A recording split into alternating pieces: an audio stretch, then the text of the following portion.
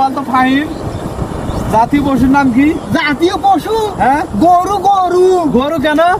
এবারকার ঈদে যেখানে গরুগুলো বিক্রি হয়েছে বলার মতো নয়। গৌসা কি হবে? আচ্ছা, জাতীয় মাছের নাম কি? জাতীয় মাছ পাঙ্গাস। পাঙ্গাস পাঙ্গাস কেন হলো? ইলিশ মাছ জাতীয় মাছ। ওরে ভাই রে, ছোট ছেলেরা পাঙ্গাস ছাড়া কিচ্ছু বোঝে না। এই কারণে পাঙ্গাস। জি। ও আচ্ছা আচ্ছা, আমি তো জানি না। আচ্ছা, জাতীয় ফলের নাম কি? জাতীয় ফল? হ্যাঁ? লিচু। লিচু লিচু? গাছত ধরে লিচু। লিচু? ছোট ছোট ফলগুলো লিচু? হয় একনে গাছ লিচু। বাবা, এবার তো লিচুর দাম অনেক।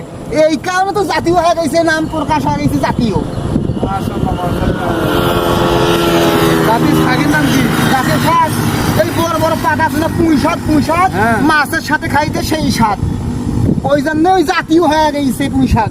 ও আচ্ছা আচ্ছা, তোমাকে অশেষ ধন্যবাদ। জি, আমরা জানি ওগুলো।